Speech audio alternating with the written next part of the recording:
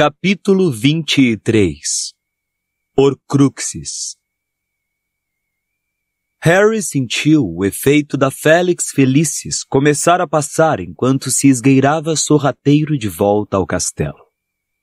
A porta da frente permanecia destrancada, mas no terceiro andar encontrou pirraça e por pouco evitou ser detido mergulhando em um dos seus atalhos laterais. Quando finalmente chegou ao quadro da mulher gorda e despiu a capa da invisibilidade, não se surpreendeu com a sua grande má vontade em atendê-lo. Que horas você acha que são? Eu realmente lamento. Tive de sair para uma coisa importante. Bem, a senha mudou à meia-noite e você terá de dormir no corredor, não é assim? A senhora está brincando, replicou Harry. Por que mudaram a senha à meia-noite? Por que mudaram? Respondeu a mulher gorda. Se não gostou, vá reclamar com o diretor. Foi ele que reforçou a segurança. Fantástico, retrucou Harry com amargura, examinando o chão duro à sua volta. Realmente genial. Eu iria realmente reclamar com Dumbledore se ele estivesse aqui, porque foi ele quem quis que eu... Ele está aqui, disse uma voz às suas costas. O professor Dumbledore retornou à escola há 1 hora. Nick, quase sem cabeça, flutuou em direção a Harry. Sua cabeça balançando como sempre em cima da gola de tufos engomados. Soube pelo Barão Sangrento que o viu chegar, informou Nick. Parecia muito animado, segundo o Barão, embora um pouco cansado, é claro. E onde ele está? Perguntou Harry com o coração aos saltos. Gemendo e arrastando correntes na torre de astronomia. É um dos seus passatempos preferidos. Não o Barão Sangrento, Dumbledore. No escritório dele. Acredito, pelo que me disse o Barão, que tem de cuidar de uns assuntos antes de se recolher. Tem mesmo, disse Harry, a excitação incendiando o seu peito ante a perspectiva de contar a Dumbledore que obtivera a lembrança. Ele deu meia volta e saiu correndo, sem dar atenção à mulher gorda que o chamava. Volte aqui! Está bem, eu menti. Fiquei aborrecida porque você me acordou. A senha ainda é solitária! Harry, porém, já disparava pelo corredor. E minutos depois estava dizendo bombas de caramelo, a gárgula do diretor, que saltou para o lado e admitiu-o à escada em espiral. Entre! Mandou Dumbledore quando Harry bateu. Pela voz parecia exausto. Harry empurrou a porta. Ali estava o escritório de Dumbledore com a aparência de sempre, exceto pela vista do céu escuro e estrelado através das janelas. Céus, Harry! Disse o diretor, surpreso. A que devo este prazer tão tardio? Senhor, consegui a lembrança de Slughorn. Harry tirou o frasquinho e mostrou-o a Dumbledore. Por um momento, o diretor pareceu aturdido. Então, seu rosto se iluminou com um grande sorriso. Harry, que notícia espetacular! Muito bem mesmo. Eu sabia que você conseguiria. Aparentemente esquecido da hora tardia, rapidamente ele contornou a escrivaninha, apanhou o frasco com a lembrança de Slughorn com a mão boa e foi até o armário onde guardava a penseira. E agora?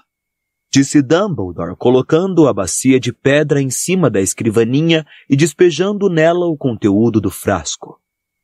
Agora finalmente veremos, Harry. Vamos. Harry se curvou obedientemente para a penseira e sentiu os pés abandonarem o chão do escritório. Mais uma vez ele caiu pelo vácuo escuro e aterrissou na antiga sala de Horácio Slughorn, muitos anos atrás. Ali estava o professor muito mais jovem, com seus cabelos cor de palha espessos e brilhantes e seus bigodes arruivados, sentado na confortável bergère em sua sala, os pés apoiados no puff de veludo, uma das mãos segurando uma tacinha de vinho e a outra enfiada em uma caixa de abacaxi cristalizado. E ali estavam, ao redor de Slughorn, meia dúzia de adolescentes, Tom Riddle entre eles, com o anel ouro e preto de cervolo brilhando no dedo. Dumbledore aterrissou ao lado de Harry na hora em que Riddle perguntava: Senhor, é verdade que a professora Mary Tott está se aposentando? Perguntou Riddle. Tom. Se eu soubesse, não poderia lhe dizer. Respondeu Slughorn sacudindo um dedo açucarado para Riddle num gesto de censura, embora estragasse esse efeito com uma ligeira piscadela. Confesso que gostaria de saber onde você obtém suas informações, rapaz. Sabe mais do que metade dos professores. Riddle sorriu. Os outros garotos riram e lhe lançaram olhares de admiração. Com a sua fantástica habilidade para saber o que não deve e a sua cuidadosa bajulação das pessoas certas. Aliás, obrigado pelo abacaxi, você acertou. É o meu preferido. Vários meninos tornaram a rir. Estou seguro que chegará a ministro da magia em 20 anos. 15 se continuar a me mandar abacaxis. Tenho excelentes contatos no ministério. Tom Riddle apenas sorriu enquanto os colegas davam gostosas risadas. Harry reparou que ele não era de modo algum o mais velho do grupo, mas todos os garotos pareciam considerá-lo seu líder. Não sei se a política me conviria, senhor, respondeu ele quando cessaram as risadas. Primeiro porque não pertenço às famílias bem-nascidas. Uns 2 garotos trocaram sorrisos debochados. Harry teve certeza de que se divertiam com uma piada secreta, sem dúvida ligada ao que sabiam ou suspeitavam a respeito do famoso antepassado do líder da gangue. Tolice! Replicou Slughorn energicamente. Não poderia ser mais evidente que você descende de boa família bruxa, com as habilidades que tem. Não, você irá longe, Tom. Até hoje jamais me enganei a respeito de um aluno. O pequeno relógio de ouro sobre a escrivaninha de Slughorn bateu 11 horas às suas costas, e ele se virou. Céus! Já é tão tarde assim? Exclamou o professor. É melhor irem andando, rapazes, ou todos ficaremos encrencados. Lestrange, quero o seu trabalho até amanhã ou receberá uma detenção. O mesmo se aplica a você, Avery. Um a um, os garotos saíram da sala. Slughorn levantou-se da poltrona com esforço e levou seu cálice vazio até a escrivaninha. Um movimento atrás do professor o fez virar-se. Riddle continuava parado ali. Ande logo, Tom. Você não quer ser apanhado fora da cama depois da hora, ainda mais sendo monitor. Senhor, eu queria lhe perguntar uma coisa. Então pergunte, meu rapaz, pergunte. Senhor, estive imaginando que o senhor saberia sobre Horcruxes. Slughorn encarou-o, acariciando distraidamente a haste da taça de vinho com os dedos grossos. Um trabalho para a defesa contra as artes das trevas, é? Mas Harry percebeu que Slughorn sabia perfeitamente bem que não era trabalho escolar. Não exatamente, senhor. Encontrei o termo em um livro e não entendi muito bem. Não. Bem, você estaria num apuro para encontrar em Hogwarts um livro com detalhes sobre Horcruxes, Tom. É feitiço das trevas. Realmente das trevas. Mas obviamente o senhor conhece bem todos eles, não? Quero dizer, um bruxo como o senhor... Me desculpe, quero dizer, se o senhor não puder me falar, obviamente. Achei que se alguém pudesse, seria o senhor. Então pensei em perguntar. A coisa foi muito bem feita, pensou Harry. A hesitação, o tom descontraído, a adulação discreta, nada excessivo. Ele, Harry, tinha experiência demais em tentativas para extrair informações de gente relutante para não reconhecer um mestre em ação. Percebia que Riddle queria a informação e muito. Talvez tivesse gastado semanas se preparando para aquele momento. Bem, falou Slughorn sem olhar para Riddle, mas brincando com a fita da caixa de abacaxis cristalizados. Bem, é claro que não pode haver mal algum em lhe dar uma ideia geral. Só para você entender o termo. Horcrux é a palavra usada para um objeto em que a pessoa ocultou parte da própria alma. Mas não entendo muito bem como se faz isso, senhor. A voz de Riddle estava cuidadosamente controlada, mas Harry sentiu sua excitação. Bem, a pessoa divide a alma, entende? Explicou Slughorn. E esconde uma metade dela em um objeto externo ao corpo.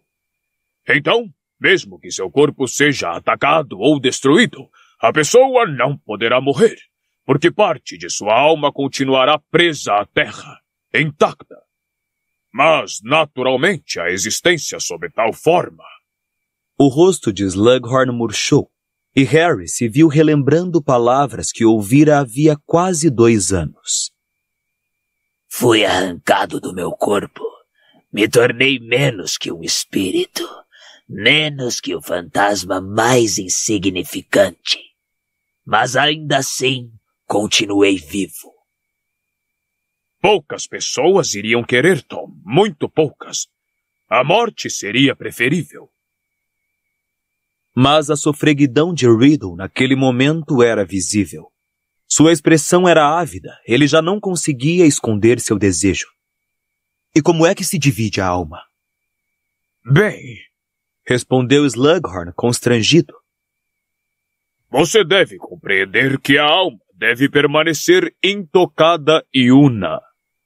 A divisão é um ato de violação. É contra a natureza. Mas como é que se faz? Por meio de uma ação maligna. A suprema maldade. Matando alguém. Matar rompe a alma. O bruxo que desejasse criar uma Horcrux usaria essa ruptura em seu proveito. Encerraria a parte que se rompeu. Encerraria? Mas como? Há um feitiço. Não me pergunte, eu não conheço.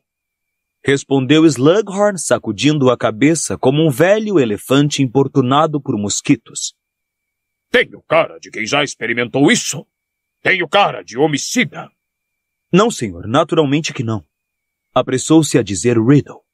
Desculpe, não pretendi ofender o senhor. Tudo bem, não me ofendi. Disse o professor bruscamente. É natural sentir alguma curiosidade por essas coisas. Bruxos de certo calibre sempre se sentiram atraídos por este aspecto da magia. Sim, senhor.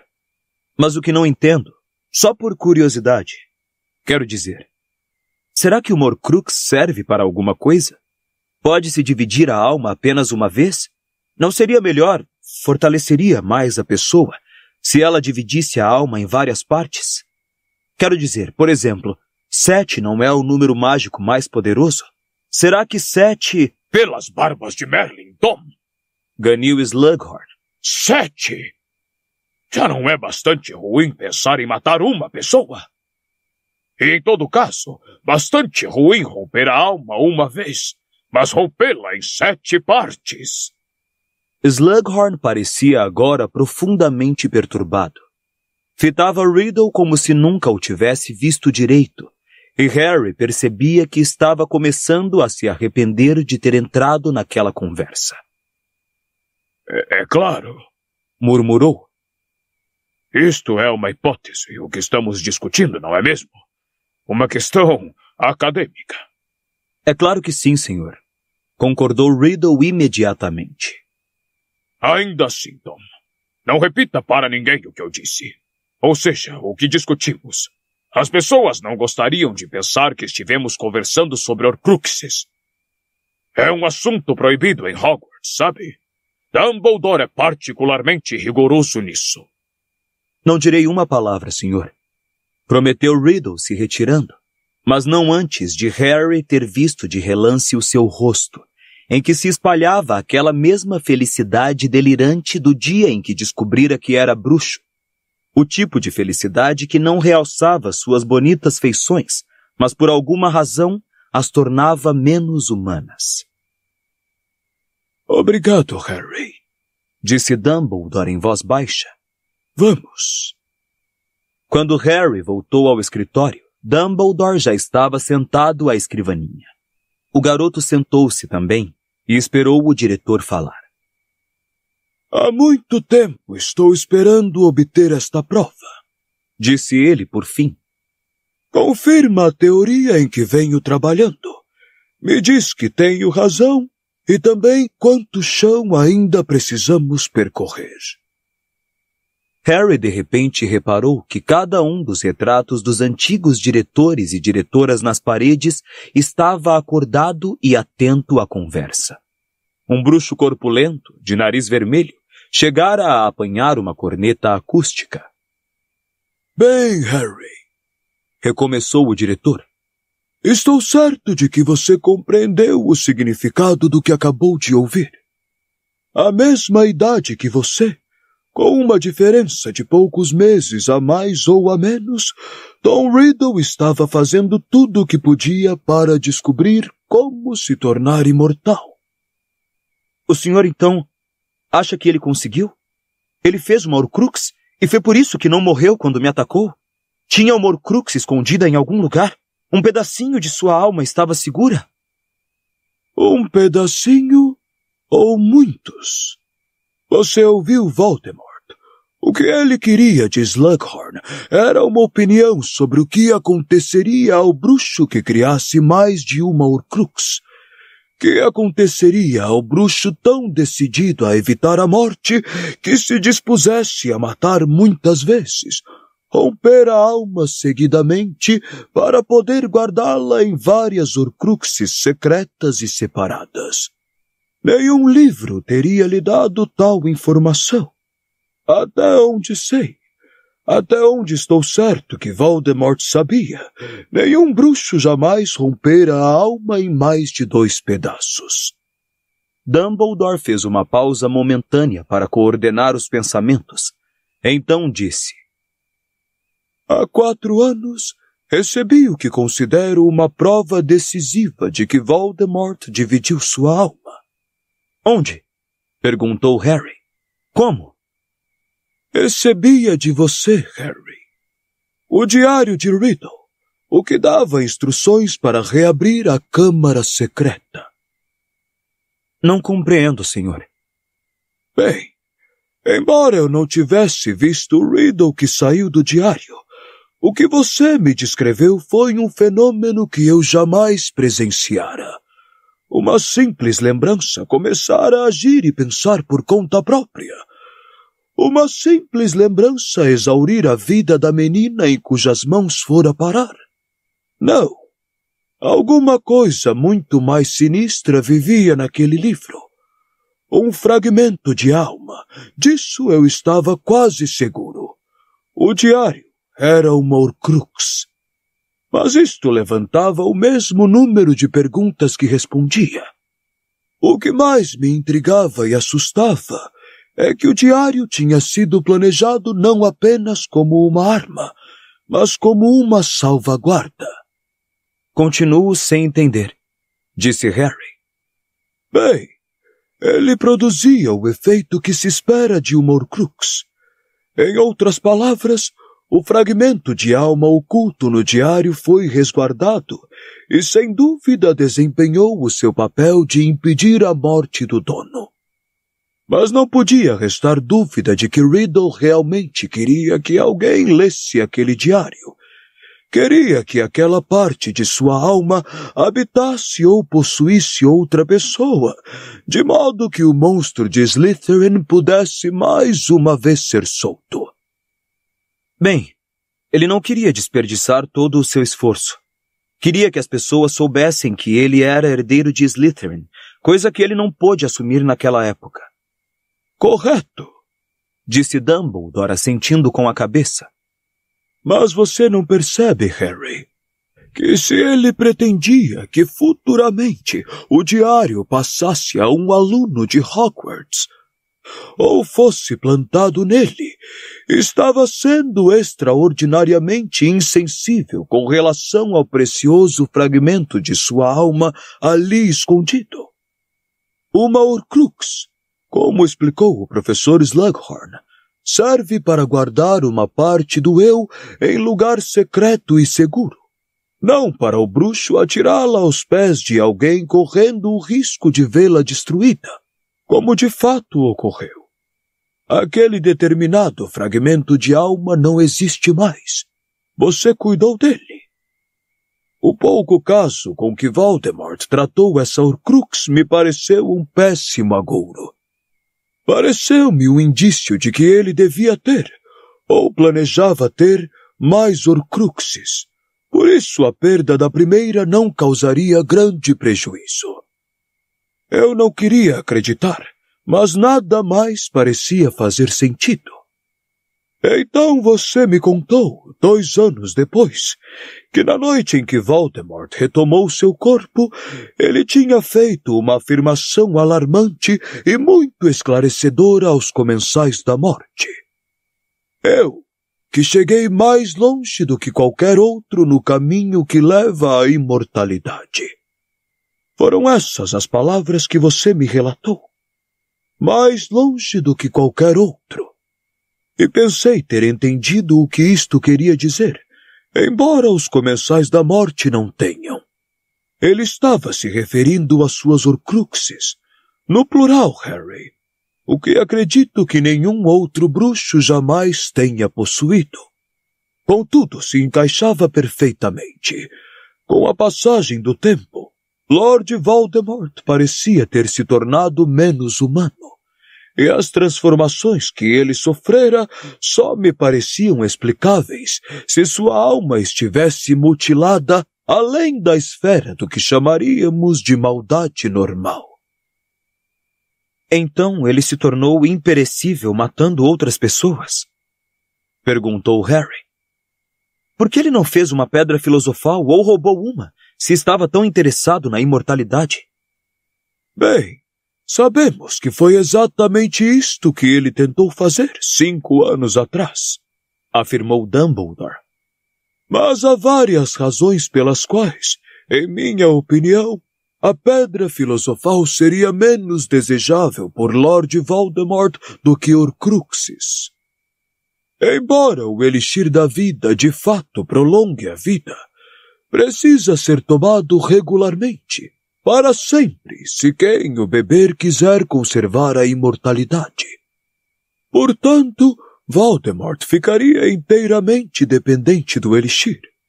Mas se ele se esgotasse ou fosse contaminado, ou se a pedra fosse roubada, Voldemort morreria como qualquer outro homem. Lembre-se de que ele gosta de agir sozinho. Acredito que teria achado a ideia de depender, ainda que fosse do elixir, intolerável. Naturalmente estava disposto a bebê-lo, se isso o livrasse da semivida a que tinha sido condenado depois que atacou você, apenas para recuperar um corpo. A partir daí, estou convencido de que ele pretendia continuar a depender de suas Horcruxes. Nada mais seria necessário, se ao menos pudesse recuperar a forma humana. Já era imortal, entende? Ou quase tão imortal quanto um homem pode ser. Mas agora, Harry, munido desta informação, a lembrança crucial que você conseguiu obter para nós, estamos mais próximos do segredo para liquidar Lord Voldemort do que alguém já esteve antes. Você ouviu o que ele disse, Harry? Não seria melhor, fortaleceria mais a pessoa, se ela dividisse a alma em várias partes? 7 não é o número mágico mais poderoso. 7 não é o número mágico mais poderoso. Sim, acho que a ideia de uma alma em 7 partes agradaria muito a Lord Voldemort. Ele fez 7 Horcruxes? Questionou Harry horrorizado, enquanto vários retratos nas paredes soltaram exclamações semelhantes de susto e indignação. Mas elas poderiam estar em qualquer parte do mundo, escondidas, enterradas ou invisíveis. Fico satisfeito que você avalie a amplitude do problema, disse Dumbledore calmamente. Mas primeiro, Harry, não são 7 Horcruxes, são 6. A 7ª parte da alma, por mais desfigurada que esteja, habita o seu corpo regenerado. Foi a parte dele que viveu uma existência espectral por tantos anos durante o seu exílio. Sem essa, ele não possui eu algum. Essa 7ª parte é a última que quem quiser matar Lord Voldemort deverá atacar. A parte que vive em seu corpo. Mas as 6 Horcruxes, então? Perguntou Harry, meio desesperado. Como é que vamos encontrá-las? Está esquecendo. Você já destruiu uma, e eu destruí outra. Foi? Perguntou o garoto ansioso. Sem dúvida, respondeu Dumbledore, erguendo a mão escura, que parecia queimada. O anel, Harry. O anel de Servolo. E também uma terrível maldição que havia nele. Se não fosse, me desculpe a aparente falta de modéstia, a minha prodigiosa habilidade e a oportuna intervenção do professor Snape quando retornei a Hogwarts, desesperadamente ferido, eu não teria sobrevivido para contar a história. Contudo, a mão murcha não me parece um preço exorbitante a pagar por 1/7 da alma de Voldemort. O anel deixou de ser uma Horcrux. Mas como foi que o senhor descobriu? Bem, como você sabe, faz muitos anos que me incumbi de descobrir o máximo possível sobre o passado de Voldemort. Viajei extensamente, visitando os lugares que ele conheceu. Encontrei, por acaso, o anel escondido nas ruínas da casa de Gaunt. Parece que, ao conseguir encerrar uma parte de sua alma no anel, ele não quis mais usá-lo. Escondeu, protegido por vários encantamentos poderosos, no casebre em que seus antepassados tinham vivido. Por fim, já fora levado para Azkaban, é claro. Sem nunca suspeitar que eu pudesse um dia me dar ao trabalho de visitar a ruína, ou estar atento a vestígios de ocultamento mágico. No entanto, não devemos nos felicitar com excessivo entusiasmo. Você destruiu o diário e eu o anel. Mas se estivermos certos em nossa teoria de uma alma dividida em 7 partes, restam 4 Horcruxes. E elas poderiam ser qualquer coisa? Poderiam ser latas velhas ou, sei lá, frascos de poções vazios? Você está pensando em chaves de portal, Harry, que devem ser objetos comuns que não chamem atenção. Mas Lord Voldemort usaria latas ou velhos frascos de poção para guardar sua preciosa alma. Você está esquecendo o que lhe mostrei. Lord Voldemort gostava de colecionar troféus e preferia objetos com uma convincente história mágica. Seu orgulho, sua crença na própria superioridade, sua determinação de abrir para si um lugar surpreendente na história da magia. Tudo isto me sugere que Voldemort escolheria suas Horcruxes com algum cuidado, favorecendo objetos que merecessem tal honra. O diário não era tão especial assim. O diário, como você mesmo disse, provava que ele era o herdeiro de Slytherin. Tenho certeza de que Voldemort considerava isto de extraordinária importância. E as outras Horcruxes? O senhor acha que sabe o que são? Só posso imaginar, respondeu Dumbledore. Pelas razões que já lhe dei, acredito que Lord Voldemort daria preferência a objetos que, em si, possuíssem certo esplendor. Portanto, repassei a vida de Voldemort, procurando provas do desaparecimento de certos artefatos à sua volta. O medalhão! Exclamou Harry em voz alta. A taça de Hufflepuff! Certo, disse Dumbledore sorrindo. E eu estaria pronto a apostar. Talvez não a minha outra mão, mas uns 2 dedos, que esses foram transformados nas Horcruxes 3 e 4. As 2 restantes, presumindo mais uma vez que ele tenha criado 6 totais, são mais problemáticas. Mas eu arriscaria o palpite de que, uma vez que obteve objetos de Hufflepuff e Slytherin, ele saiu em busca de outros que tivessem pertencido a Gryffindor ou Ravenclaw. Estou certo de que 4 objetos dos 4 fundadores teriam exercido uma forte atração na imaginação de Voldemort. Não sei dizer se ele conseguiu achar alguma coisa de Ravenclaw. Atrevo-me a afirmar, porém, que a única relíquia conhecida de Gryffindor continua a salvo. Dumbledore apontou os dedos escuros para a parede às suas costas, onde uma espada incrustada de rubis descansava em uma caixa de vidro. O senhor acha que essa é a verdadeira razão por que ele queria voltar a Hogwarts? Para tentar encontrar alguma coisa de um dos outros fundadores? Exatamente o que pensei. Mas, infelizmente, isso não nos leva muito longe, porque ele foi recusado, ou assim acredito, sem ter tido oportunidade de dar uma busca na escola. Sou forçado a concluir que ele nunca satisfez a sua ambição de colecionar objetos dos 4 fundadores. Inegavelmente possuía 2. Talvez tenha encontrado um terceiro. Isto é o melhor que podemos afirmar por ora. Mesmo que ele tenha encontrado alguma coisa de Ravenclaw ou de Gryffindor, ainda falta a 6ª Horcrux, disse Harry contando nos dedos. A não ser que tenha conseguido as 2? Creio que não, replicou Dumbledore. Acho que sei qual é a 6ª Horcrux.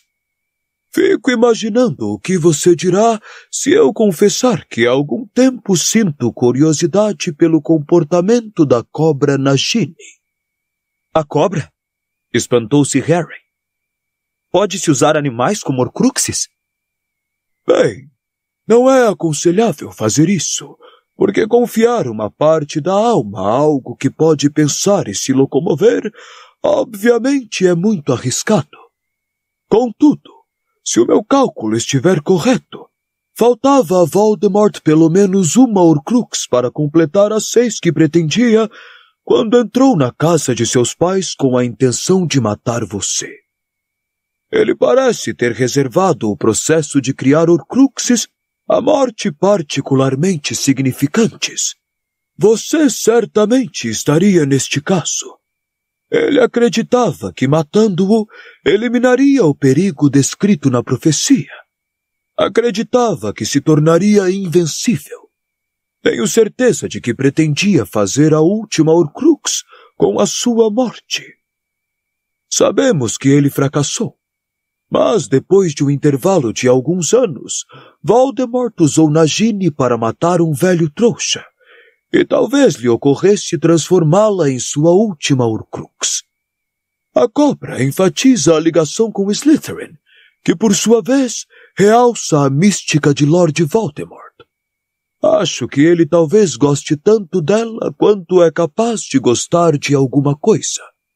Sem dúvida gosta de mantê-la por perto, e parece exercer um controle incomum sobre ela, até mesmo para um ofidioglota.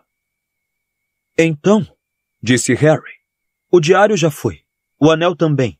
A taça, o medalhão e a cobra continuam intactos. E o senhor acha que talvez haja uma Horcrux que no passado pertenceu a Ravenclaw ou Gryffindor? Um resumo admiravelmente sucinto e exato, aprovou Dumbledore inclinando a cabeça. Então, o senhor ainda está procurando as Horcruxes? É atrás delas que o senhor tem ido quando se ausenta da escola? Correto. Faz muito tempo que as procuro. Acho, talvez, eu esteja próximo de encontrar mais uma. Há sinais promissores. E se encontrar? Perguntou Harry ligeiro. Posso ir com o senhor e ajudá-lo a se livrar dela? Dumbledore fitou Harry atentamente por um momento antes de responder. Acho que sim. Posso? Exclamou Harry, muito surpreso. Pode, confirmou o diretor com um leve sorriso. Acho que você conquistou esse direito. Harry criou ânimo novo. Era muito bom não ouvir palavras acautelatórias e protetoras para variar. Os diretores e diretoras nas paredes pareceram menos impressionados com a decisão de Dumbledore. Harry viu alguns deles balançarem negativamente a cabeça e Phineas Nigellus rir pelo nariz. Voldemort sabe quando uma Horcrux é destruída, senhor? É capaz de sentir? Perguntou Harry, não dando atenção aos quadros. Uma pergunta muito interessante, Harry. Acredito que não. Acredito que Voldemort esteja tão impregnado de maldade e essas partes essenciais tenham sido destacadas dele há tanto tempo que ele não sinta como nós. Talvez, quando estiver à beira da morte, ele tome consciência de sua perda. Mas ele não percebeu, por exemplo, que o diário tinha sido destruído até obrigar Lúcio Malfoy a confessar a verdade. Quando Voldemort descobriu que o diário fora mutilado e perdera todos os poderes, me contaram que foi horrível presenciar a sua cólera. Mas pensei que ele queria que Lúcio Malfoy trouxesse o diário para Hogwarts. É verdade. Ele quis quando estava certo de que poderia criar mais Horcruxes. Mas, ainda assim, Lúcio devia aguardar uma ordem dele que jamais chegou, porque Voldemort desapareceu pouco depois de lhe entregar o diário. Sem dúvida, ele achou que Lúcio Malfoy não se atreveria a fazer nada com a Horcrux, exceto guardá-la com cuidado. Mas ele confiou demais no medo que Lúcio teria de um senhor ausente havia anos, e que Lúcio pensava estar morto. Naturalmente, Lúcio não sabia o que era aquele diário. Pelo que sei, Voldemort tinha lhe dito que o diário faria a Câmara Secreta se reabrir porque fora engenhosamente encantado. Se Lúcio soubesse que tinha em mãos uma porção da alma do seu senhor, sem dúvida a teria tratado com maior respeito. Ao invés, ele deu prosseguimento ao plano antigo para seus próprios fins. Ao plantar o diário na filha de Arthur Weasley, ele esperava desacreditar Arthur, me ver demitido de Hogwarts e se livrar de um objeto muito incriminador de um único golpe. Ah, coitado do Lúcio! Com a fúria de Voldemort por ele ter se desfeito da Horcrux para seu lucro pessoal e o fiasco do ano passado no Ministério, eu não me surpreenderia se no momento ele estivesse secretamente feliz de se ver seguro em Azkaban. Harry ficou pensativo por um momento. Então perguntou. Então, se todas as Horcruxes fossem destruídas, Voldemort poderia ser morto? Acho que sim, respondeu Dumbledore. Sem as Horcruxes, Voldemort será um homem mortal, com uma alma mutilada e diminuída. Mas não se esqueça jamais que, embora a alma dele esteja irrecuperavelmente danificada, seu cérebro e seus poderes mágicos permanecem intactos. Serão necessários perícia e poder incomuns para matar um bruxo como Voldemort, mesmo sem as Horcruxes. Mas eu não tenho perícia e poder incomuns, protestou Harry sem conseguir se refrear. Tem sim, disse Dumbledore com firmeza. Você tem um poder que Voldemort nunca teve. Você pode... Eu sei, interpôs Harry impaciente. Sou capaz de amar. e foi com extrema dificuldade que deixou de acrescentar. Grande coisa. Harry, você é capaz de amar, replicou Dumbledore, que parecia saber perfeitamente o que Harry acabara de calar. O que, considerando tudo o que lhe aconteceu, é um sentimento poderoso e notável.